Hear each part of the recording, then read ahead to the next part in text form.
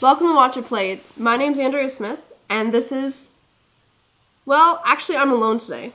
If you watched our behind-the-scenes video, you'll remember that I said that my favorite game of the moment is Jaipur, or Jaipur. I'm actually not sure how you pronounce it. Anyway, I asked Dad if I could do a series on this game, teach you guys the rules, and have me and Luke play it. And here we are now. Now, I don't usually teach games, and if I do, it's not to a large audience, so you're going to have to bear with me here. But I have played this game lots, and I'm pretty confident that I know the rules inside and out. Now, the objective of Jaipur is to become the Maharaja's personal trader, and you do so by winning 2 rounds, and you win a round by having the most points at the end of the round. Jaipur is made by GameWorks. It's a 2-player game, and it takes about half an hour to play. Let's go down to the table so I can show you what's inside the box. Now, the game Jaipur comes with lots of cards. A majority of them are goods cards. You have your leather, spices, silk, silver, gold, and diamonds, and camel cards. And there are tokens that match the cards. And they also have different numbers on them. And these numbers represent points. And points help you win rounds. And finally, we have your bonus tokens, your seals of excellence, and your camel token. Now, to set up the game, you're going to want to take all your goods tokens and put them into piles by color. Then you're going to take each pile and arrange them from lowest to highest. So for the silk, we take the 1s, and then put the 2s on top, 3s on top, and then the 5 on top. And you're going to want to do that for all of your goods tokens. Now you're going to want to take your bonus tokens and randomly shuffle up each pile. Now, if I was to flip around one of these tokens, you would see that there'd be a number showing. And these are a secret, so you don't want to have these exposed. Now, the ones with 5 cards on top, that number will range from 8 to 10. The one with 4 cards will range from 4 to 6, and 3 will range from 1 to 3. But we'll get into why those values are important later. Now, you'll also have your seals of excellence and your camel token, but you don't have to do any shuffling or anything like that. And you're going to want to keep these tokens all together and a place where it's easy to reach them. To set up your cards, look through the deck and take out 3 camel cards. You're going to want to put these camels in between you and your opponent. This area is called the marketplace. Now, once you've shuffled up your deck, you're going to take the top 2 cards and place them in the marketplace as well. Now, if these 2 cards were, say, camel cards, that would be fine too. They can be anything else. It's just the random 2 top cards from the deck. Now, the last part of the setup is to give you and your opponent 5 cards each. And once you've done that, you're going to look at your cards, which I'll just show you what yours were.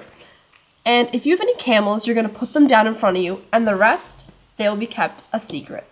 And all the remaining cards go face down into a draw pile. Now let's see how you play. On your turn, you can either take cards or sell cards, but never both. First, let's look at the 3 different ways you can take cards. One option is to take all the camels. You can never take some, it has to be all. Camels never go in your hand. Instead, they go right in front of you with any other camels you have. This is called your herd. Then, you refill the marketplace with cards from the draw pile. At the end of each turn, the marketplace always has to have 5 cards. Another option is that you can take a single good for free and add it to your hand. Once you've done this, replace it with the top card from the draw pile. Lastly, you can take multiple goods cards from the marketplace. But when you take more than one, you must replace them with either cards from your hand, camels from your herd, or as I'm going to do here, both. Now, in this example, I ended up just picking a random card from my hand to replace the card I had taken, and it ended up being the same kind that I had taken, which you can't do. If you're going to exchange something, it has to be of a different kind. So now I'm just going to go through my hand and pick out something else to replace it with, like leather. Also, keep in mind, you can never have more than 7 cards in your hand at the end of your turn. Instead of taking cards, you also have the option to sell cards, which is how you get points. Let's take a look at that now. Now, to sell cards, it's just 3 simple steps. First, you're going to take the cards you want to sell out of your hand and put them in the discard pile. Let's say you're going to sell these 3 silver. So we take them away and put them into the discard pile. Second, you're going to take the amount of tokens you sold off the corresponding stack. So you're going to take 3 silver tokens, and you're just going to keep those beside you. They're now yours. And the final step is to take a bonus token if you've sold 3 or more cards. Now, since we sold in 3 silver, we're going to be taking the 3 card bonus token. If we had sold in 4, the 4 card bonus token, and if we had sold in 5 or more, the 5 card bonus token. Now, the reason why you would want to wait in your hand until you have 3 or more when you trade in is because on the back of these, there is a hidden bonus.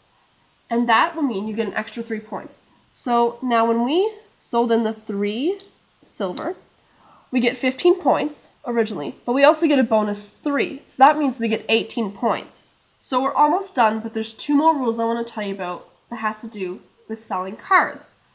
Now, I would want to be able to trade in all 6 cards, do my 3 silk or my 3 gold, but I can only do 1 kind of good per turn. The second rule is that when trading in precious goods, which are silver, gold, and diamond, you have to trade in at least 2.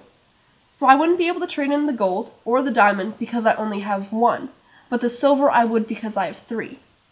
Also with precious goods, if there's only 1 token remaining, I still have to trade in at least 2 cards. The round immediately ends if any 3 good token piles are used up, or when you can't refill the marketplace because there's no cards left in the draw pile. The player with the most camels in their herd at the end of the round gets the camel token, which is an additional 5 points. At the end of the round, each player is going to count up their points, and you can easily see all the points by just flipping them around. I suggest putting them into groups of 10.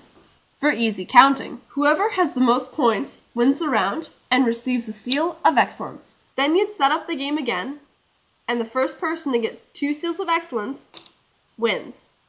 Now next episode, me and Luke are going to be playing 1 round of this game. Hope you'll join us. Until next time, thanks for watching. Andrew, what's going on down there? Nothing! The objective of Jaipur is Jaipur. Objective. The objective. Now the objective of Jaipur. And you get. Now the objective of Jaipur is to become the Maharaja's. I said it right. Now the game Jaipur comes with lots of cards, and majority of them are good cards.